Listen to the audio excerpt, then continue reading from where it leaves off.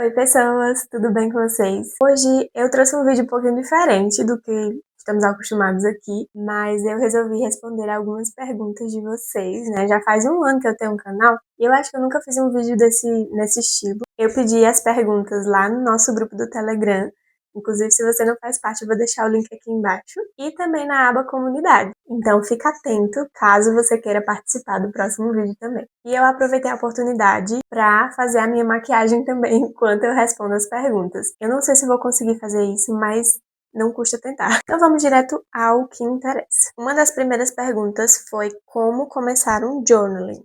Eu não sei se eu falei certo, mas é isso aí. Eu não tenho o hábito de fazer journaling. Para quem não sabe, é como se fosse um diário.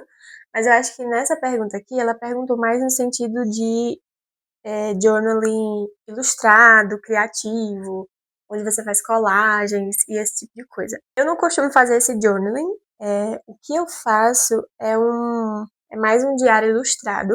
Então tem desenhos, mas é bem simples. Tem mais escrita do que desenho, inclusive. Mas a dica que eu daria é começar de forma simples. Porque a gente vê normalmente algumas inspirações lá no Pinterest e é coisa de outro mundo, assim, é algo muito, muito elaborado. E eu acho que isso também gasta muito nosso tempo. Porque é um diário, é algo que você vai fazer todos os dias. Então, não precisam ser páginas super elaboradas, né? Você pode escolher um caderno que você já tem, inclusive, seja pautado ou não. Vou hidratar aqui bem as minhas olheiras, porque tá um caso sério. E você pode tanto reservar um tempinho diariamente como semanalmente, porque você pode, por exemplo, fazer na sexta-feira e aí você junta todos os acontecimentos e todas as coisas que você viveu durante a semana e resumir, né? Não precisa ser também um textão de 5 páginas.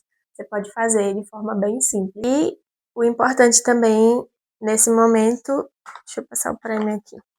O importante também é ter constância, né? Ter frequência. Inclusive é algo que eu não tenho muito. Mas se você fizer um pouquinho a cada dia, você vai aprendendo, vai praticando e criando um hábito, né? Se você quiser algo mais criativo, mais elaborado, você pode já deixar alguns desenhos prontos. Ou você pode imprimir algumas imagens para colar junto. Ou você pode separar também. Você pode fazer a parte escrita em um momento e desenhar em outro momento.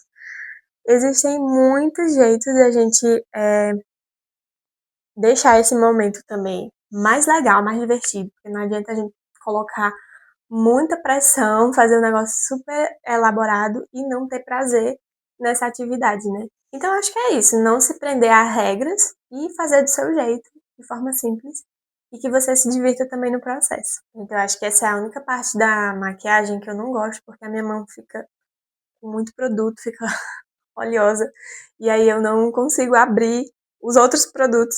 A segunda pergunta é dicas de como usar giz pastel oleoso. Infelizmente, eu gostaria de dizer que eu nunca usei giz pastel oleoso. Eu tenho o giz pastel, ele não é oleoso. Então, eu acredito que não é a mesma coisa. Mas, toda vez que eu vou usar ou testar um novo material, não sei se você já tem a prática, eu costumo ver vídeos de outras pessoas usando, ver tutoriais, ver o passo a passo na internet. E até mesmo no Pinterest tem muita coisa legal, tem muito desenho já pronto com esse material. E aí eu vou tentando imitar, sabe? Eu vejo, por exemplo, eu pego um desenho e aí eu vejo quais são as cores, eu procuro descobrir ali, meio nas entrelinhas, qual foi a técnica usada. Mas, no geral, eu sei que giz pastel oleoso, ele é feito com a técnica usada, né? É misturando. É bom você também usar um papel mais grossinho, porque apesar de não ser nenhum material à base de água, mas ele precisa de uma textura muito muito firme, assim, eu não sei explicar, mas ele precisa de um papel mais grossinho para ser usado para fazer as texturas. E aí a mistura das cores você pode fazer usando o dedo mesmo, ou algum cotonete, ou algum algodão, que aí facilita também. Eu sou uma pessoa que Apesar de gostar muito de arte e de criatividade, eu não sou muito fã da bagunça. E tem alguns materiais que é quase que impossível, né? Não fazer bagunça. Mas existem algumas maneiras de evitá-las. Bom, é isso. Como eu não tenho muita técnica com o giz pastel oleoso, eu, inclusive, posso até tentar, né? Vou comprar esse material e testar aqui junto com vocês. Mas é isso, eu não tenho muito como ajudá-la, infelizmente, pois não tenho uma prática. Gente, eu tô olhando aqui pro lado porque o espelho tá aqui. Eu não consigo fazer sem ver. E é isso. A terceira pergunta, eu vou até parar de me maquiar aqui, porque senão eu não consigo responder da melhor forma possível. Como exercer a criatividade? Para a minha pessoa, eu acho que criatividade é como andar de bicicleta. É como aprender algo novo. Você precisa praticar constantemente até você se tornar muito boa naquilo. Então, fazer pequenas ações todos os dias, como por exemplo, escrever todos os dias, ler, desenhar, fazer pequenos desafios ali, de sketchbook, pintura, crochê. Tô tentando pegar aqui várias atividades diferentes. Mas é fazer aquilo com constância. E eu acredito também que outras circunstâncias podem nos ajudar. Você sair de casa, ver o mundo, observar, escutar música, assistir um filme, assistir uma série, tudo isso influencia para nossa criatividade. A gente pode não perceber, mas de forma bem sutil, isso influencia muito. Até mesmo conversar com outras pessoas é um exercício de criatividade também. Então, é lembrar, não existe uma forma correta, uma forma errada de exercer a criatividade. Você só precisa experimentar coisas novas e praticar com constância. Vamos para a quarta pergunta. Como não se cobrar demais ao fazer algo que gosta? Gente, vamos lá. Eu acredito que essa cobrança vem pela comparação também. Não estou dizendo que é o seu caso, mas se a gente faz e se cobra a ponto de dizer tem que ficar perfeito, você não vai sentir prazer nessa atividade, você não vai gostar. E essa cobrança só vai aumentar. Aceite que nem tudo tem que ficar perfeito. Eu sou uma pessoa perfeccionista e eu já falei várias vezes aqui. Não é algo que vai me ajudar. Eu creio nisso, né? Não é algo bom. Eu sei que dentro do meu trabalho, por exemplo, eu tenho sim que ter esse olhar um pouquinho mais perfeccionista para deixar as coisas e fazer as coisas com excelência, né? Mas quando se trata de algum hobby, por exemplo, desenho, pintura, eu estou fazendo aquilo por prazer, é uma atividade para mim. Eu estou exercendo a minha criatividade. Eu não preciso tornar aquilo perfeito. Então faça por prazer e não por resultado. Se errar, tá tudo bem. Isso faz parte do processo. Foque na sua atividade. Não pense no que os outros vão achar do seu trabalho. É isso. Gente, eu tô respondendo aqui, não tô fazendo minha maquiagem, mas eu, eu não consigo fazer duas atividades ao mesmo tempo. Vamos para a quinta pergunta. Você organiza suas metas mensais? Sim, né? Eu amo esse tema de organização. Eu amo perguntas nesse estilo. Tá vendo que eu não consigo focar em duas atividades? Sim, eu organizo as minhas metas mensais. Inclusive, eu falo muito sobre isso aqui nos vídeos de organização. Mas, como eu costumo fazer essa organização? Eu tenho estabelecido algumas metas anuais. Então, eu pego essas metas que já existem e distribuo durante os meses para lá no finalzinho do ano eu ter certeza que eu vou concretizá-las. Então, eu divido também em áreas da minha vida, como, por exemplo, área espiritual, saúde, trabalho, criatividade. E aí eu estabeleço algumas metas que vão fazer com que eu concretize a meta maior lá no final do ano. Não sei se deu para você entender, mas é basicamente pegar a meta maior e dividi-las. Então, para isso eu uso o meu planner. Eu coloco lá no início do mês as metas para o mês que está se iniciando e aí no final eu faço uma revisão para ver se eu concluí ou não. E aquilo que eu não concluí, eu acabo deixando para o próximo mês. Isso não é algo ruim, né? Eu só vou terminar de concluí-la no mês seguinte. A sexta pergunta é: quais são suas fontes de inspiração para desenhos? E eu diria que depende. Porque para os desenhos que eu uso no meu trabalho, às vezes já existe uma diretriz que a gente precisa seguir. Então eu não posso fugir muito daquilo que foi estabelecido, né? Eu não posso buscar inspiração, por exemplo, de outros ilustradores, de outras pessoas, de outros desenhos para fazê-lo. Porém, quando se trata de desenhos meus, eu busco inspiração sim em outros ilustradores, em outras pessoas. Tem muito ilustrador maravilhoso que eu sigo, que eu acompanho e que eu diria que meus desenhos têm muito dessas pessoas. Tem o Rodrigo Cordeiro, a Brenda Bossato. Ai, gente, tem milhares. Se eu fosse dizer que ia ser uma lista infindável.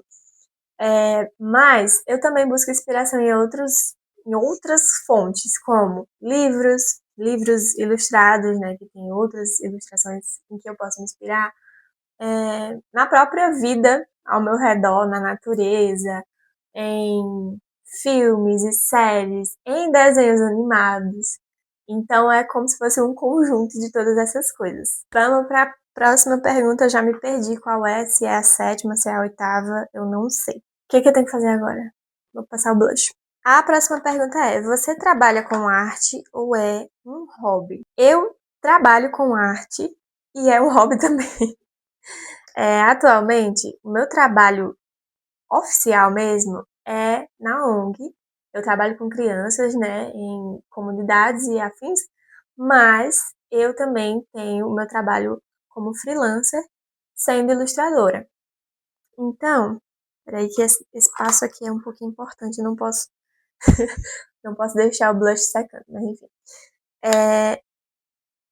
Como que é esse trabalho sendo freelancer, né? O tempo livre que eu tenho, o tempo que me resta, eu realizo alguns trabalhos para livros didáticos.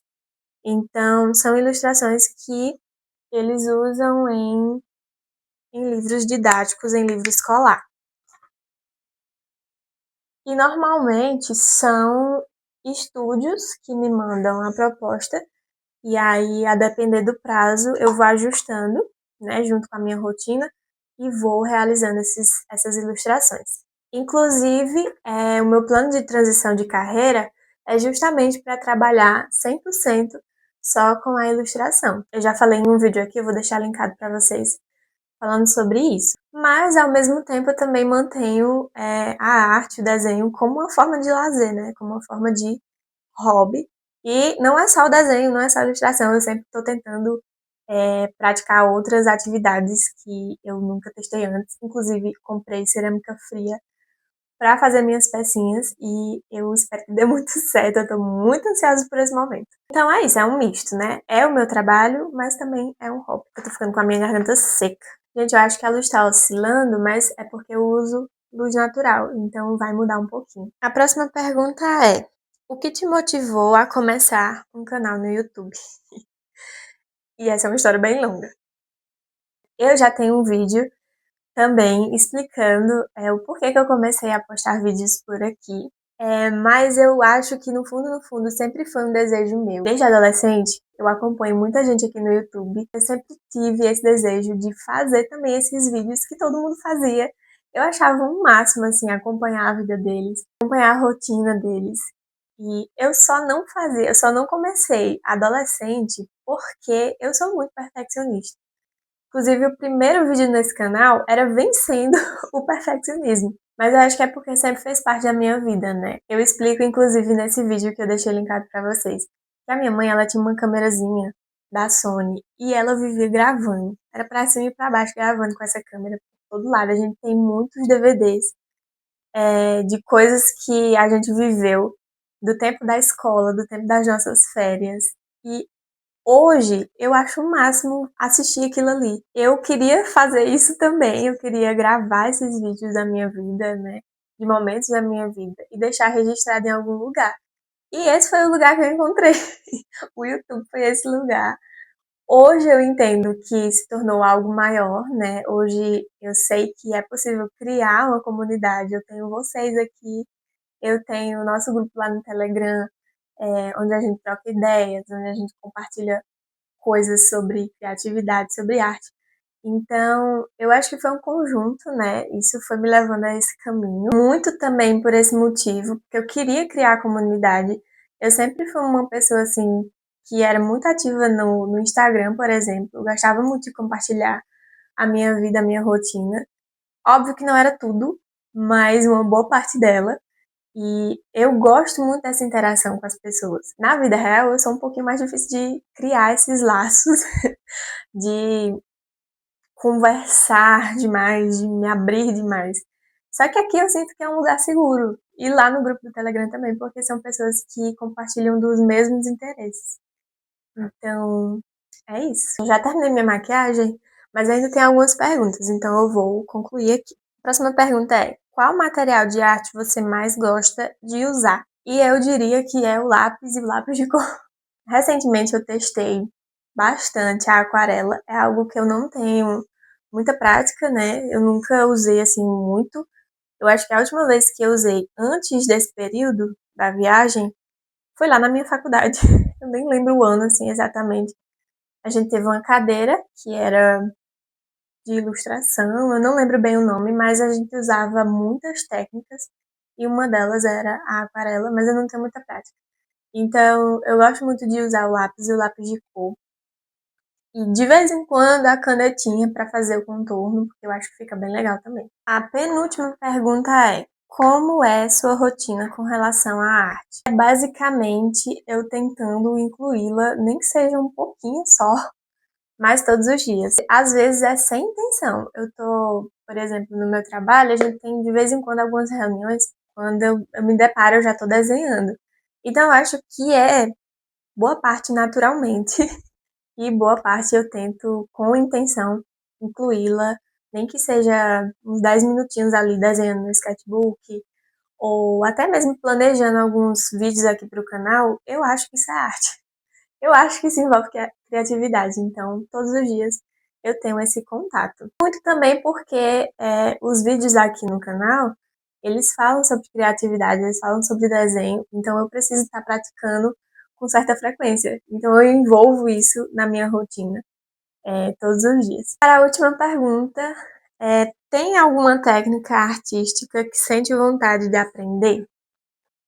Olha, eu vou aprender a mexer com cerâmica fria, eu espero. Mas uma coisa que eu sempre quis aprender é, na verdade eu tenho que aprender, é algo que precisa estar na minha cachola, é a pintura digital, né, a arte digital. Eu trabalho com isso já, mas existe muita coisa que eu preciso aperfeiçoar.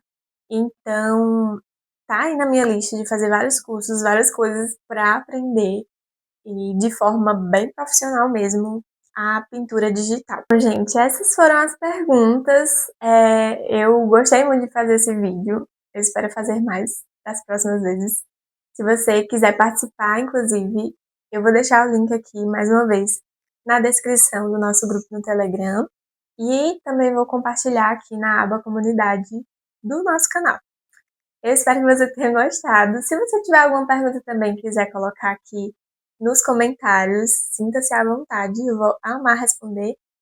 E até o próximo vídeo. Um cheiro, um beijo e um queijo.